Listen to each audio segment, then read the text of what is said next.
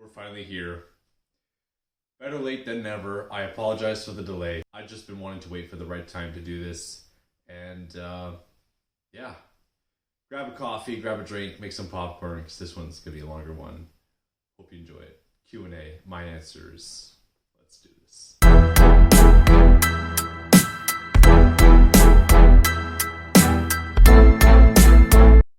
First question is from Lady Cleo. Hello. Oh, I love a good Q&A. Have you had a funny or embarrassing reaction to fragrances you're wearing? Or have you ever had a funny or embarrassing reaction to fragrances others are wearing? I look forward to your answers. Okay. Well, I can't say that I've had many funny reactions to fragrances that other people are wearing. For one, no one's wearing fragrances really, especially not men, in my entourage. But I don't think usually the only interactions I have with other guys or girls with fragrances, I'll give them a compliment if I enjoy the fragrance, or I ask them, hey, what are you wearing? You know, where'd you get that? Blah, blah, blah. And we can have a little chit chat about it. But other than that, I can't say I've had like someone walks on the train and you know, nauseating everyone. I've had a rough or not so pleasant experience with this one guy in university. He would always wear, I don't know what he was wearing, but he was putting on way too much, and he was choking me out because he was often sitting beside me. But that's the only that's the only negative interaction I've had with fragrances, and I mean, I was putting up with it. But in terms of funny reactions, I've had one with me. So I think this was back in 2021, late 2021, around Christmas time, 2021. I was working at Lowe's at a hardware store. And I was in the hardware department selling, you know, hardware stuff. And these two ladies, they came in and they were looking for help with drills. So I was selling them drills and, you know, giving them all the tips and then using my best selling tactics. They weren't very good, by the way. One of the women turns to the other one and she's like, is it just me or does it smell like baby powder in here? And I was like, oh shit, that's me. Because I was wearing Mercedes-Benz Club Black, which can get pretty powdery as it dries down. And exactly like Johnson's baby powder. And one of them figured it out. So I was like, yeah, I think, you know, I'm just going to go back to the desk. If there's any questions here, you let me know. But I'm gonna exit stage left. And so, but that was funny. That was the funniest reaction I've had about fragrances. I didn't tell them what I was wearing, but yeah. Other than that, I rarely ever get compliments with my fragrances. So there it is. Next question is from Liam. Oh, this one's a long one. There you go. Mine's a bit random. Oh, great. Let's say you come home to a funny smell. How would you react? Would you need to find it, or would you just try and cover it up? You can't find it and the smell gets worse. How would you go about locating the source? How much would it annoy you?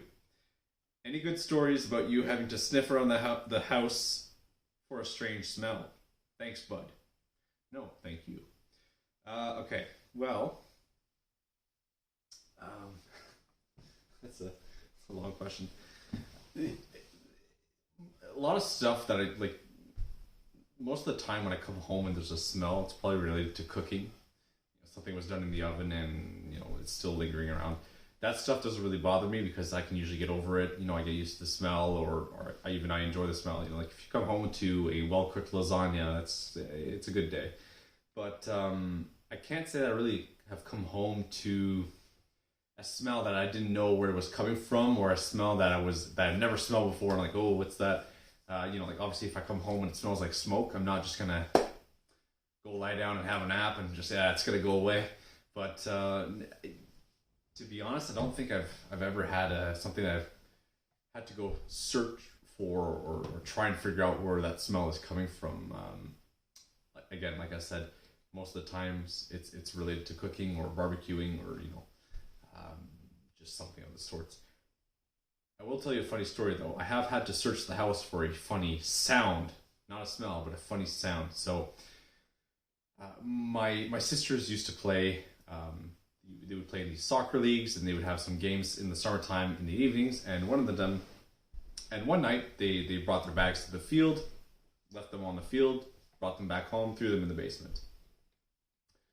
I go in the basement the next morning and I hear, okay, crickets, and I'm like, usually they're asleep when the sun rises outside. Like there's no windows, there's no windows open. I shouldn't be hearing crickets right now.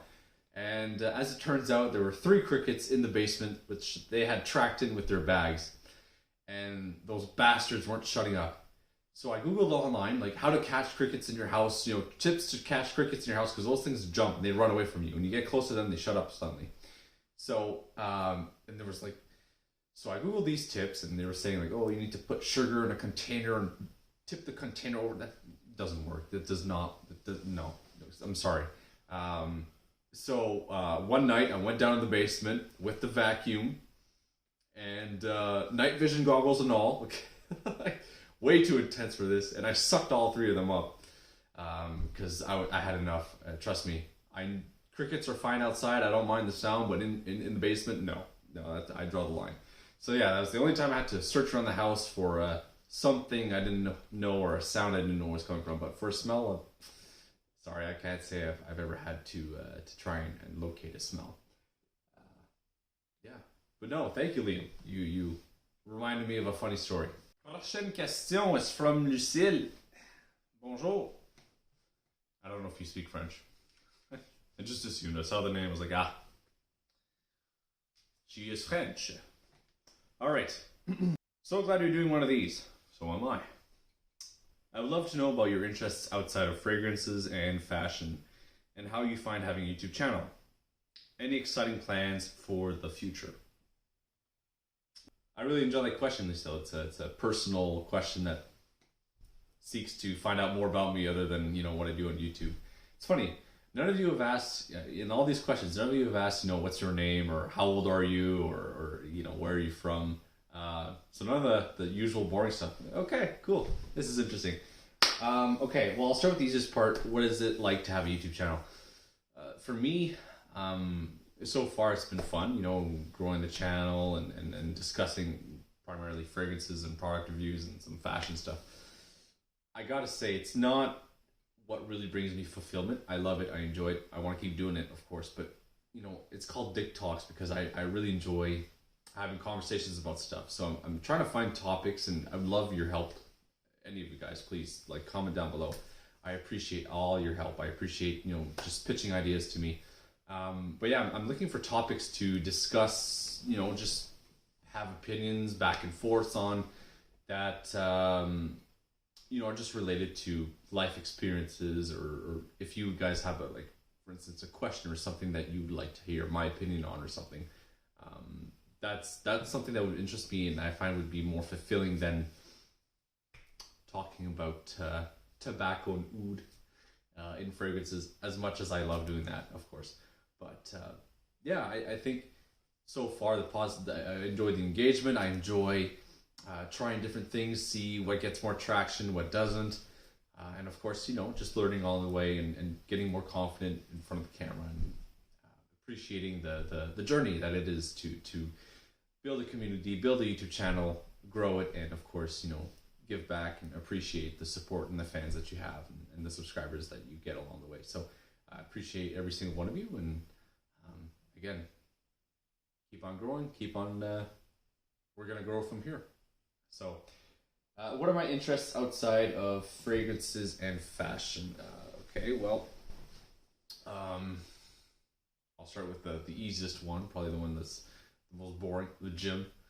I started going to the gym seriously again last April, and I love it.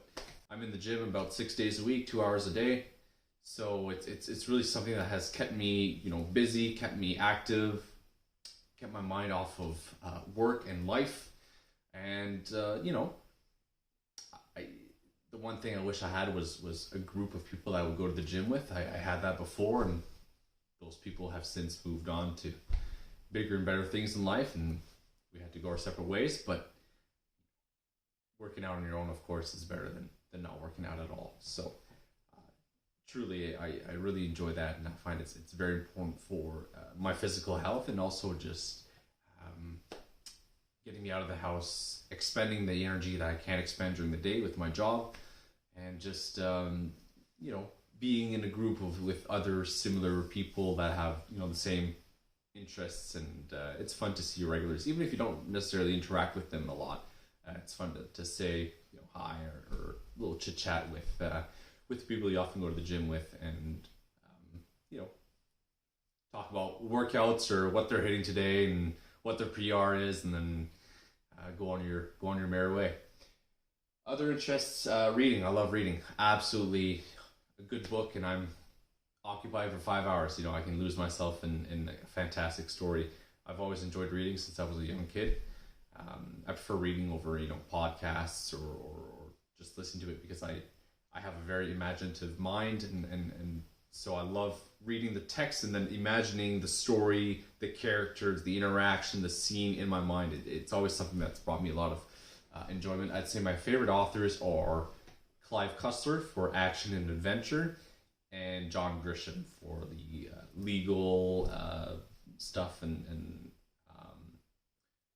some of you might not know, but I studied law and legal studies in university, so I absolutely love law and crime, and discussing cases. So John Grisham is really, you know, my favorite legal author. John Sanford is another great one, but yeah, good book. I can get, you know, I'm good for the whole day. I'd say, you know, just being out in nature, enjoying the fresh air, going for a walk. Nothing I love better than going for a walk at 10 o'clock in the summertime when it's 25 degrees, and you know, you're in your t-shirt and shorts, and you hear the crickets and the moon's in the sky, and you just got that beautiful warm breeze, and you go for a walk. And, you know, love that. Even in the wintertime, in the nighttime, usually there's less wind, and yeah, just getting that fresh air. You got the white noise around you. It's just being at one with your surroundings, being at one with the environment and nature, and just appreciating the winding down from the busy life we lead, and all this technology and being plugged into everything. I think I really enjoy just connecting with nature. You know, growing up as a kid, I would spend my entire summers at our cottage, which was, you know, in a small village in Quebec, buried in the forest, no electricity, no running water, no amenities, no TV, no phone, literally like cabin in the woods by a lake. And I'd spend, you know, 2.5 months there, and absolutely loved it. You know, we would go for walks every day, hiking the forest, spend the entire day in the lake, you know, boating, kayaking, swimming, of course, and then reading, and then reading, and then, you know, ending the night with a bonfire, something like that. But I was really used to, growing up, just being part of nature and appreciating its beauty, its sights, its sounds, its smells. So that's always been a big part of who I am. And of course, you know, Ottawa, we have such beautiful parks, and the whole green belt, conservation areas, boardwalks, you name it. We're spoiled in this city with nature protection, and being able to take part, drive out of the city for 5-10 minutes, and boom, you're in wilderness that is untouched. It's like you rolled back the hands of time 200 years. You know, it's pretty incredible. And fall here in Canada is there's nothing more beautiful than all those colors and leaves, and walking in the forest with a carpet of leaves around your feet. Simple pleasures in life that bring you so much satisfaction, I find. Sports. I did quite a few sports growing up. You know, the usual team ones, from soccer when I was maybe 4 or 5. I would spend more time sitting down on the field, so that wasn't for me. I then moved to basketball. I played D. I was actually a pretty good defenseman at basketball. I only tried to score my own net, I think, twice, so it's not bad. And I remember there was this one kid on another team we would often play, and whenever he was trying to shoot at the net, he would always just wait with the ball behind his head like this. So I would just grab the ball and have a takeaway, really, and try to score. Sometimes we go in. Most of the times I would miss, but A for effort, right? In the end, I got the MVP, so I'm pretty happy. But And then I did, I've been doing cycling since I'm 3 or 4. I love cycling. And that's a great sport for everyone, really, because, you can do it alone. You can meet people cycling with clubs, or, go cycle with your friends or your partner. I think it's a fantastic sport to not only work on your legs, but your endurance, your cardio. It's beautiful to get out on these roads and enjoy, a nice sunny day. I think the most fun I've ever had cycling was last year. I did a fundraiser for the Children's Hospital here in Ottawa. And it was a 70-kilometer bike ride, and we were a group of 8 people with me, and just bonding together with all the other cyclists, but our squad helping each other, pumping each other up. That was a lot of fun. I'm probably going to do it again this year, but I find that's a sport that once you get your bike, it's pretty cheap to continue doing, and it's a great way to get fresh air and exercise at the same time. Golf. I've been taking golf lessons since probably I was 9, 10. I don't play enough golf to be good at it or to maintain my my skill level, so I definitely have to start over with lessons. I'm just trying to find time in my life right now in my schedule to play golf, because that is a sport that you will lose like this if you don't play at least once a week. Probably would be the ideal moment, the ideal schedule. My favorite sport is probably tennis. I became a level 1 ATP, so the Association of Tennis Professionals coach. I was coaching kids and youths for their. I was coaching kids and youths, and I was also taking one-on-one tennis lessons with a professional coach. Absolutely love that. Unfortunately, now for the past 5-6 years, I've been trying to find a tennis partner that I could go and play with and hit balls with. Still haven't found one. Most people my age actually do not play tennis or don't enjoy tennis, so I'm trying to find a group of a club that I could belong to, or meet people that would enjoy playing, because unfortunately that's one thing I miss is playing tennis. Since I don't coach anymore, I've moved on from that job. What other sports do I enjoy? Of course, here in wintertime, I love skiing, both downhill and cross-country skiing, skating. Ottawa has the largest skating rink in the world, so we obviously take full advantage of that. Fortunately, this winter, it never froze, so I did miss that this winter, but winter sports, summer sports, I do enjoy playing them. Music, so I've done 10 years of piano. I love playing piano just for myself or for other people. I find it's really something that I can play to wind down, de-stress. It's fun when you can play a song that you hear on the radio and you really like, and you learn that song. I think there's a lot of gratitude that can come from that, and it's definitely something I want to keep doing as I get older. But I played piano. I did 10 years of theater lessons, drama, improvisation, film studies. So I love the performing arts, of course. I love going to see performing arts. Here we have the National Arts Centre in Ottawa, which has world-class shows that come every week. I would be there every week if I could. So I love going to see those, dressing up, full suit and all. In fact, just a few months ago, I went to see the show called The Music of James Bond. It was fantastic. They were playing the main theme songs of some of the most known Bonds, from No Time to Die, Skyfall, Goldfinger, From Russia with Love, Her Majesty's Secret Service. And then they also played songs from other superhero or action movies like, Pink Panther, The Untouchables, the Montagues and the Capulets from Romeo and Juliet. And again, just hearing these songs played with a full orchestra, live singers, it was incredible. I truly enjoy watching these shows, and I think it's something that I would recommend to anyone is to go and experience live arts if you're in a city that has that. It truly is an experience that I think everyone should try out. And it's not just ballet or opera. There's something for everyone out there. So that is an activity I really enjoy doing. And again, you don't have to have anyone to do it with. It's really for you to enjoy the moment and appreciate the music and the art that's out in front of you. And of course, probably my latest hobby would be photography, which I started seriously in 2021. And I created an Instagram account with that, and then I was taking pictures with my phone of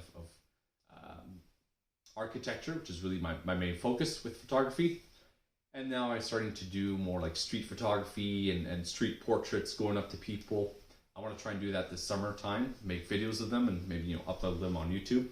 But I really enjoy again meeting people, say hey let me take your portrait, and go from there and have fun interactions. I think that's one of the reasons why I started photography, was to meet people. That was a great question. I really enjoy diving deeper into those questions that hopefully you get to know me a bit better. And so, Lucille, as for exciting plans for the future, first and foremost, it's moving out. I really need to get out of here and find my own place. So I gave myself a deadline of my birthday this year. Now, I do have another career change coming up, which I'll be talking to in just a few moments. So hopefully I can juggle that together. So I'm going to try really hard to make that happen again by my birthday this year. The other exciting thing is last December I decided to take a leap of faith and follow my dreams and passions. And what that translates to is applying to one of the best modeling and acting agencies in all of Canada, the best one in Ottawa. I just finished my fashion photo shoot with the one and only, the beautiful Helena Alexis Seymour. She's the lead in The Chronicles of Jessica Wu, so definitely go check her out. It was an incredible shoot, and I'm sure I will be sharing some pictures with you guys later. I'm very happy to have taken this leap and to pursue my dream of becoming an actor. And, now's the best time. Not in 10 years. I've got no one depending on me, nothing to hold me back. So I thought, let's do it. If I want to get out of this hole, if I want to make something out of my life, then I need to act on it and not just think and plan and, that would be nice, and, someday I will do that. No, it's just do now, think later. That's my approach on it. So very excited for that, and I will be taking you guys along the journey wherever it may take me. So stay tuned. Next question is from What's That Smell? Thanks for making this so fast. I'd like to ask, are there any fragrances that you smell everywhere? Has your nose improved since you first got into fragrances? If you could make and market a fragrance, what would it be called, and what would it smell like? Ooh, this is going to be fun. All right. Okay, fragrances that I smell everywhere. It's funny. In the whole fragrance community and online, all we hear is every guy's wearing Dior Sauvage, every guy's wearing Bleu de Chanel, or Acqua di Gio, or what's another one? If you go back 10, 15 years, it would have been Jean Paul Gaultier Mall. For me, personally, that's not the case. 99.97% of the guys around me, they wear body odor, and that's their scent of the day. I don't recommend it, but that's neither here nor there. The few that do wear fragrances, I gotta say, it's kind of a mixed bag of fragrances. Yeah, sure, I've smelled Sauvage a few times. I've smelled what's another one? I would say I've smelled Dolce & Gabbana, the one with Parfum. I've smelled some Versace Mano Fresh, Versace Dylan Blue, fantastic fragrances. Versace Eros is another one. Some Yves Saint Laurent, The One, or La Nuit de l'Homme. But to be honest, it almost sounds like every 8 out of 10 guys are going to be wearing Dior Sauvage, and it's not the case. Which is also interesting because I've asked around at fragrance stores and asked the people who sell fragrances, what's the fragrance that you sell a lot of? And they all say, like Dior Sauvage, Bleu de Chanel, Allure Sport, and yet they all agree we don't smell that. So it's pretty cool. It's pretty interesting. Do people buy these bottles and just put them on their shelves? Who knows? So no, I can't say that I smell one fragrance in particular all the time, every day on the majority of guys. I will say this though, at the gym, that is one area where I do smell similar fragrances more often, and I would say the one that does come out the most is the number one designer Playboy fragrance, and that is Abercrombie & Fitch Fierce. That's fantastic scent. You know, perfect for the gym. You know, you're pumping testosterone and half naked girls around you. So, what can I say? But, but that is one area where I do smell that one quite a bit in the change room and in the gym. But otherwise, you know, out and about, guys really don't wear fragrances. I gotta say, like it's strange, especially just personally in my entourage. So, next part of the question. Sure, I think my nose has improved a bit since getting into fragrances. I can start to differentiate different florals, different woods, you know, patchouli and vetiver and gourmand fragrances, identifying, you know, well, that's a bit easier because it smells like food, you know, like chocolate is chocolate and coffee is coffee and tobacco and such. But I think the floral notes, finding out, you know, the accords, like the powdery and sage, incense, nowhere near the professionals, of course, you know, someone like Aaron Terrence Hughes, who's on his channel there, and he's like, Isosupal and Linalool, this beautiful creation, 10 plus hours of longevity. The way it's mixed is beautiful fountain of this guy's incredible, and that's why he is a master perfumer. And that is one fragrance brand that I do want to get into is Aaron Terrence Hughes. Quite expensive, but I'm sure they're fabulous creations because he knows what he's talking about. It's incredible. Well, if there's a fragrance I would bring to market, I gotta say, it's funny. Since I was a kid, I watched, you know, Pink Panther, and I love those movies. I think Steve Martin is a hilarious actor, and I just loved him as Inspector Jacques Clouseau.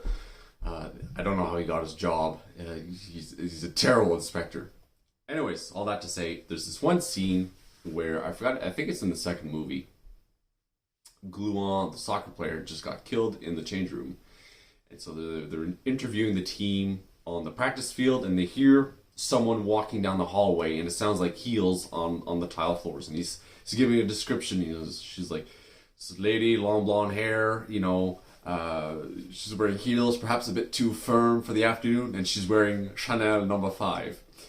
And in comes Yuri, the trainer who trains, with shaggy hair, a tracksuit, and probably reeks of booze and bad odor and body odor. So ever since then, I don't know why I've had an obsession with Chanel No. 5.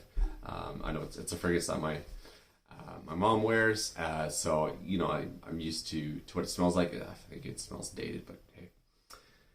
All that to say, I think my fragrance would be. I'd probably call my fragrance Richie's Fifth, something like that. Not number 5, but somewhere around the, you know, like Beethoven's Fifth or Richie's Fifth. I think that sounds cool. You guys haven't noticed, if you guys aren't aware, my name is Rich, or short for Richard, hence the Dick. So yeah, Richie's Fifth. That would be my number one creation, and then we'll go on from there. What would it smell like? I think that would be absolutely superb. And definitely that would be my first creation when and if I begin my own fragrance brand. So stay tuned for that. It's going to be in 10, 15 years. But yeah, no, this was a great question. A lot of fun to answer, so thank you for that. The next question comes from Jane. Are there any fragrances or fragrance notes which negatively affect you? Like make you sneeze or affect your sinuses? What first got you into photography? What's your favorite kind of history? Hope it's okay to ask a couple. Jane, what the hell's your problem? Of course. I'm glad you asked a few. Please don't be shy, guys. Ask away any day. I'll be happy to answer. All right. Well, I gotta say I'm very lucky. You know, I never have any allergies or issues with my sinuses when it comes to smelling stuff, whether it be like spices, food, or you know, pollen outside, or fragrances for that matter. So no, I can't say I've ever had issues with notes, you know, clogging me up or giving me, you know, runny nose. The only thing I can say is that I do get headaches with notes that are quite harsh and that I'm not used to. So after I've smelt or wore the fragrance a few times, you know, I'm usually fine. For example, Salvatore Ferragamo F Black. Strong pepper note in the opening. Bold, powerful fragrance. Gave me a headache a few times, and then after that, I love it. I enjoy it, and no issues. Sometimes there are some notes that I don't go nose blind to, which is it can be annoying, especially if it's a fragrance that lasts a long time and I just smell that one note the entire day. For example, Bulgari Manwood Neroli. Beautiful fragrance, fantastic designer creation, honestly, like top-notch quality for the price. And I enjoy it. It's a great scent. However, that neroli note just sticks around and it doesn't go away. Like after 7 hours, I'm like, okay, yeah, thank you, I got it. You smell like neroli. I'm on to the next, right? So that is one thing that I do find annoying sometimes is certain notes might stick out and they just don't go away. But overwhelmingly, I just go nose blind to the fragrance after half an hour, which really sucks because it's hard to determine how long it lasts, how much it projects, unless you ask people around you. And obviously, if it smells nice, I'd like to enjoy it. But nope. The brain says shut it off, and that's that. So no, I can't say that any fragrance notes in particular give me a hard time with my respiratory system. What got me into photography? Well, I really started taking photography seriously in 2021. I was in a bad place, really struggling, and last year was even worse for me. So I needed to find something that would give me some sort of excitement, some sort of purpose, a goal. Trying to find ways to get out there and meet new people because I wasn't seeing my friends. I was wasting time on people I shouldn't have, So I was in a bad place, and still working on it today, but we're doing much better. But I found that photography is a hobby that I find would help me just connect with my surroundings, just be in the moment, get out of my head, out of my thoughts, and enjoy whatever it is I was taking a picture of and the people around me. Last summer I was doing sort of movies for the fireworks competitions and just being out in the whole crowds and watching people, out on dates or smiling or saying hi and chit-chatting like that. It was honestly surreal. I never thought I would appreciate other company of strangers, quite frankly, so much. And because before the pandemic and all these lockdowns, I was quite introverted. I was perfectly content with spending my Friday night buried in a book, or watching a documentary, or going out for a bike ride. You would have never seen me seeking social interactions, and now it's made me so much more extroverted. It's incredible. So I found that it was I needed something to bring me out of my comfort zone, and I'm very happy to report that I've met incredible people, from couples on their honeymoons to families from Tokyo to this girl from Montreal, and I got to show her my favorite spots to take pictures around the city. I was able to take her portrait. So something to look out for this summer is I want to start doing street photography and going up to people and asking to take their portrait. And I find I think it's going to be a great way to meet new people and make connections, and I might put them up on my YouTube channel. So do stay tuned for that. But I can't wait because last December I saved up and I bought myself a beautiful, sweet professional camera. It's the Fujifilm X-H2. And so I'm starting to get used to using it and discovering all the features that it has to offer. And so yeah, I definitely want to get more use out of that, and stay tuned for the warmer weather, because honestly, shooting here in Canada in the wintertime is quite brutal. I have Raynaud's, so my fingers get cold really, really quickly, which is unfortunate because I can't, anything below 0 degrees Celsius, it starts to get unbearable after 5, 10, 15 minutes of shooting.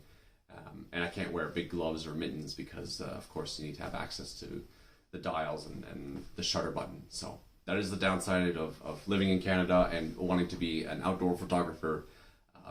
You're incapacitated for 5 months of the year. So, but yeah, that's really what got me into photography. It's the need for social interaction and distraction from a life that is, to put it simply, completely unfulfilling. That's what it is.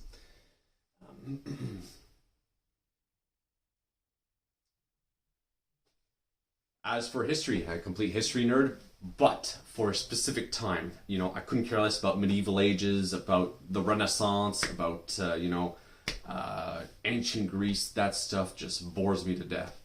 But the history period that I like the most is from 1900 to 1945, so first half of the 20th century, and of course, specific events. So my favorite time period would be World War One, just learning about, all the innovation and the technology and the novelty of that conflict is honestly it's kept me interested for the past 15, 20 years that I've been researching it and learning about it and reading about it. I also have a few ancestors who both fought in the war and lost their lives in the war. One ancestor in particular, I have all his war letters here, and I was able to read them last summer, and it was incredible just to see the first-hand accounts of his experience in the trenches, and of course, learning that his brother was killed. So here in Canada, the Battle of Vimy Ridge is very important to Canadian history. It's where our country really got its independence and its respect from the global community as one of elite fighting force. And I have an ancestor who was wounded on April 9th, 1917, day of the Battle of Vimy Ridge, and I believe he died on the 11th of his wounds. So I do want to go to France. He's buried in the Lapinois cemetery. So I want to go see. The grave, and of course visit all the French battlefields from the Somme to Mons to Arras to Passchendaele to Vimy, and probably of course Normandy. Go see the beaches. So I love that history. My favorite historical event, of course, is the Titanic. I'm sure you've all seen the giant poster in my room. So that's my favorite historical period, and I'll allude to it later on in the video because somebody else asked a question about it. But just because of the nature of the disaster and all the circumstances that surrounded the sinking of the Titanic, and how it truly is a chain of events that led to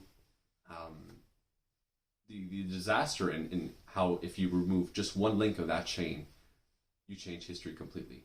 And so it really is a story that, to me, can never get old, no matter how many books I read, no matter how many documentaries I watch. I can never get tired of it. Thank you for this more personal question. It was fun to get to talk about myself in a way that I never had before in my YouTube channel, and I hope you get to know me a bit better. This question is from T. That's it, T. Outside of fragrances, what's the worst smell you've experienced? Are there any weird smells you really like? Okay, here we go. Funny story time. Last year, for my birthday, I had requested a special dinner. So I really enjoy meat, and especially nice cuts of meat like a beautiful steak or sirloin, top sirloin, seafood, brisket. Just truly enjoy just a succulent meat dinner. But for my birthday, I decided, hey, I want to try beef ribs, because growing up we've always had pork ribs. I love ribs, and the way we prepare them is, we open the packaging, cut off the fat, put them in a cauldron, boil them, put them in the oven with Diana sauce and maple syrup, and then we finish them on the barbecue with barbecue sauce to make them crispy, and they truly, just fall off the bone like that. It's about, I don't know, an hour and a half, 2 hours total process. So we assumed beef ribs would be the same thing. So boil them, put them in the oven, finish in the barbecue. I got home from work, okay? I opened the door, and there's this wall of death that greeted me. The smell was so thick and pungent and acrid. It was unbelievable. It smells like Joe's Butcher Shop in 40-degree heat. That's what it smelled like. It was this thick, nauseating fat mixed with raw beef smell. It was absolutely god-awful. It made me want to... It just turned my stomach upside down right then and there. Anyway, so we get to the meal and to try and eat them. They looked fine. Everything looked fine. They were grilled in the barbecue.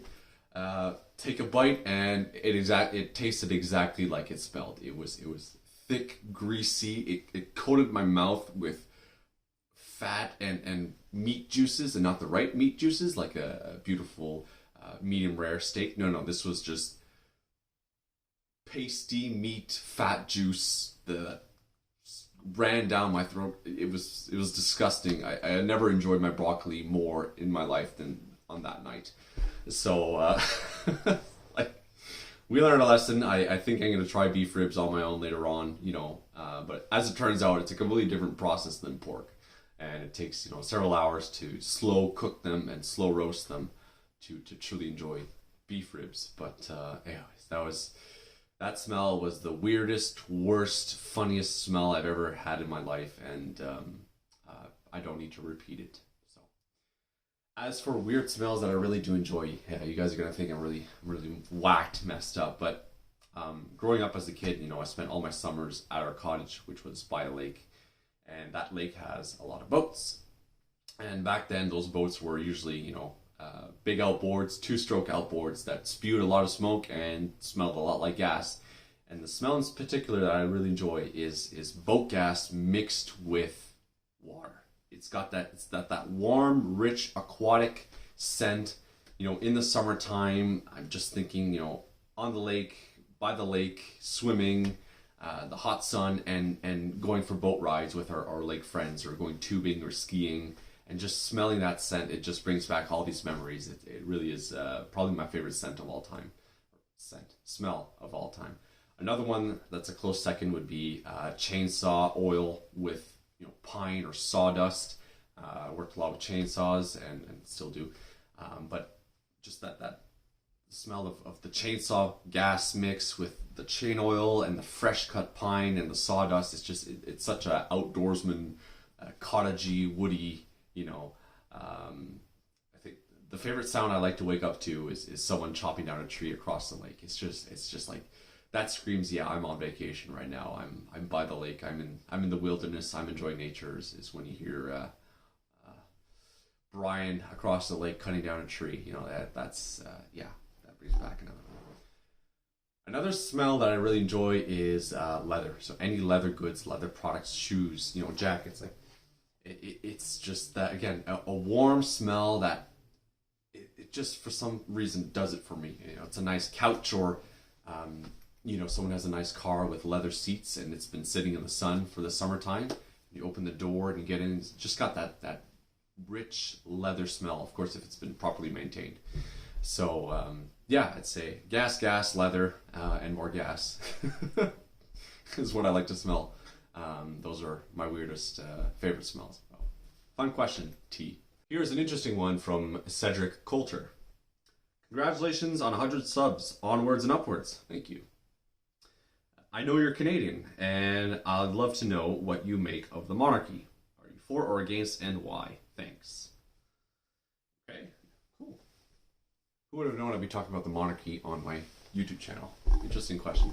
Okay, well, I can understand people and their opinion of the monarchy, and how both sides of the coin have valid arguments in terms of I dislike it because I think they're just puppets that do photo ops and walk around and smile and wave, and they live this cushy lifestyle in these palaces and have the best food, and that's fair.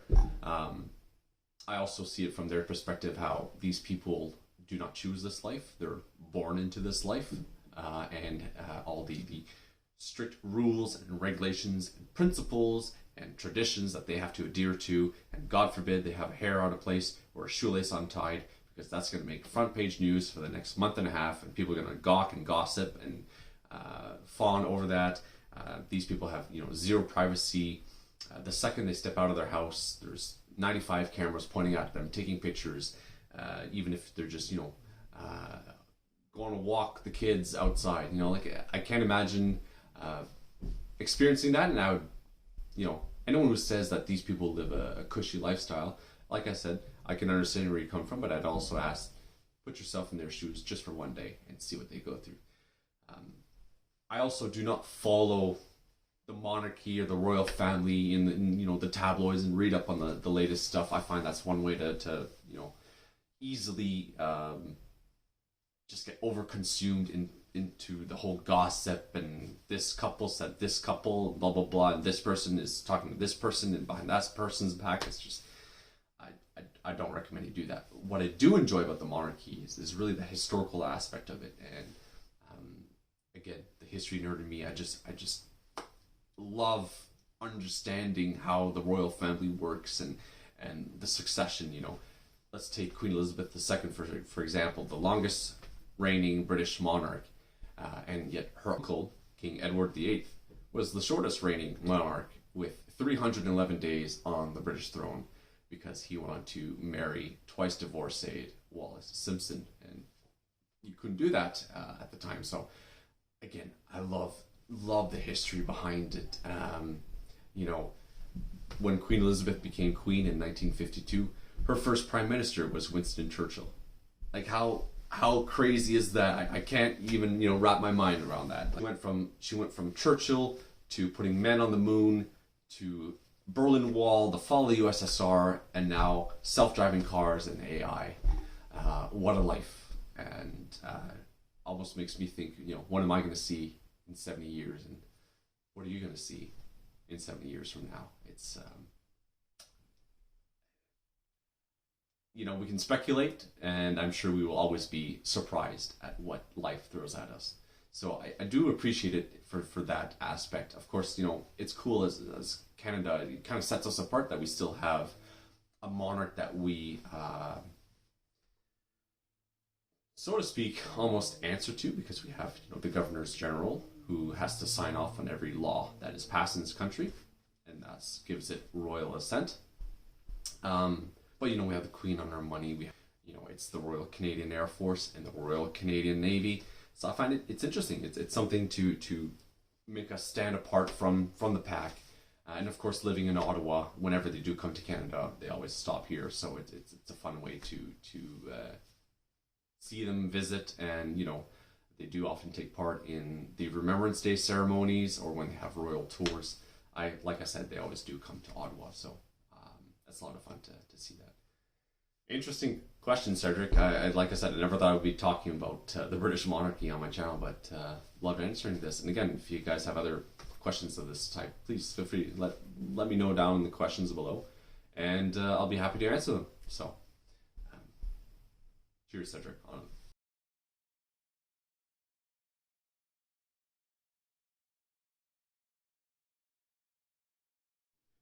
Last but not least, When You're Strange asks, I hope I'm not too late. You just squeezed in. But I noticed in your videos you have a poster of the Titanic. I'd like to know why you find it so interesting, and if you've heard of a game called Titanic Honor and Glory. I think it might interest you. Okay. Great question. Love it. Yes, of course, I've heard of Titanic Honor and Glory. I've played their demos. I think it looks absolutely stunning. I can't wait to play it when the game does come out.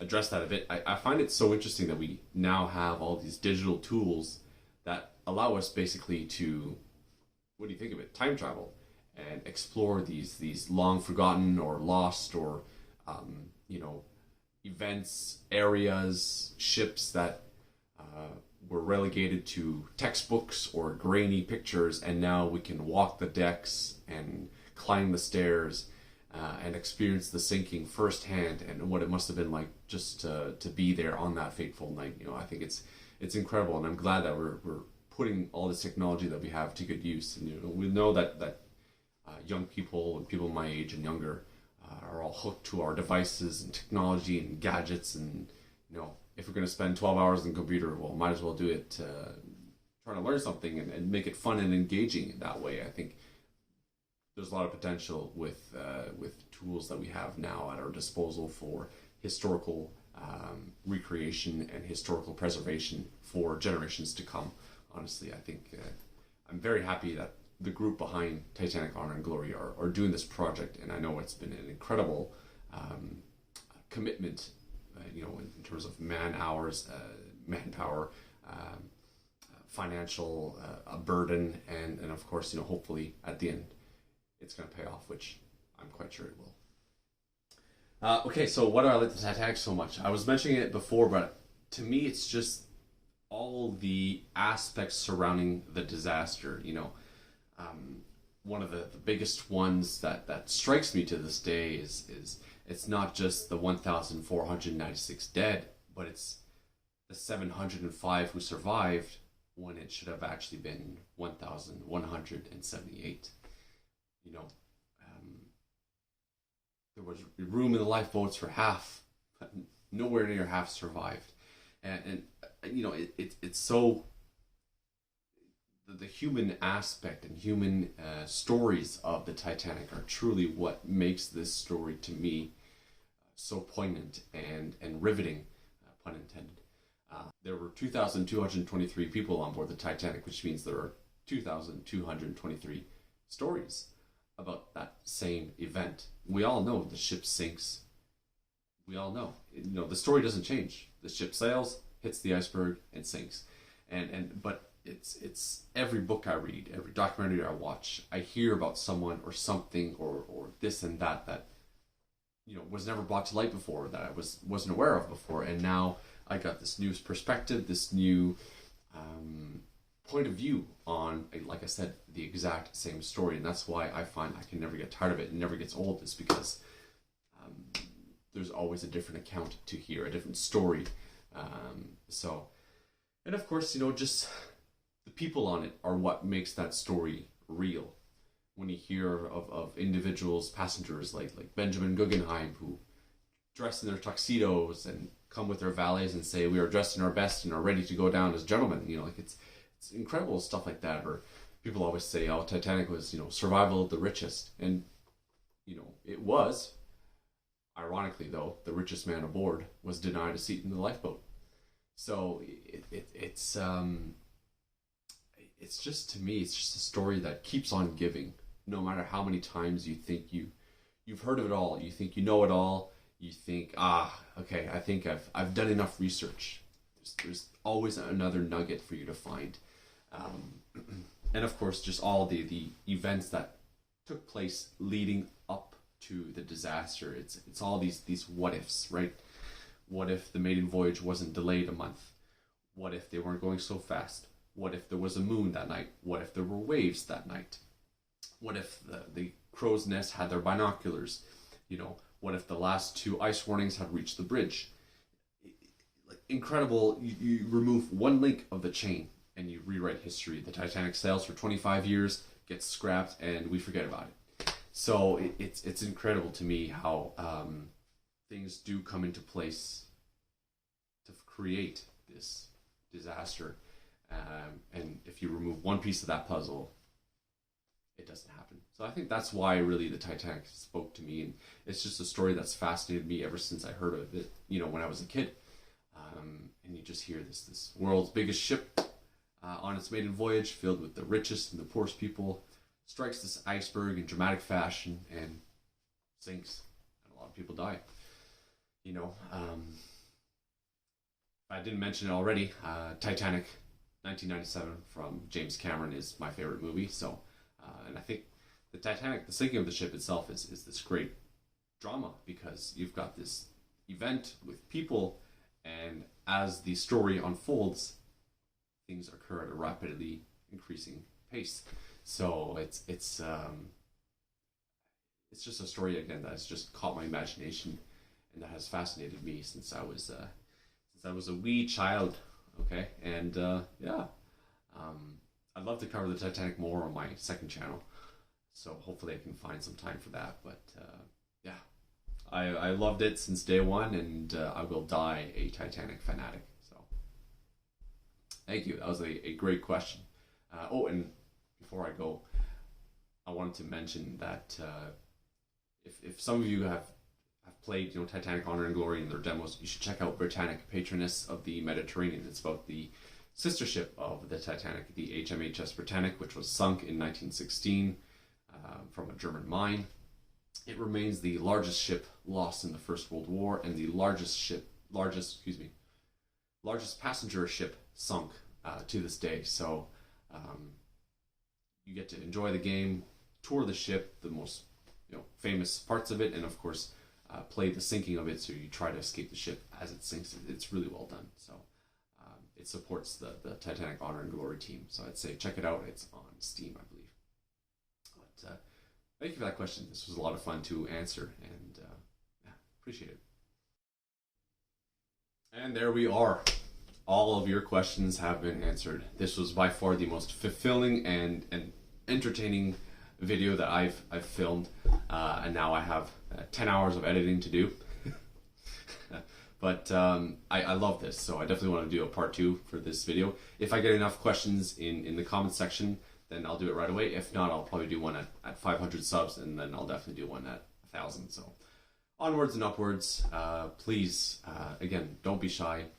I want to hear from you. Give me some video suggestions, topics you'd like me to cover. I'm open to anything and everything, and I appreciate you being here today with me. Thank you, and I'll catch you in the next one. Cheers, guys.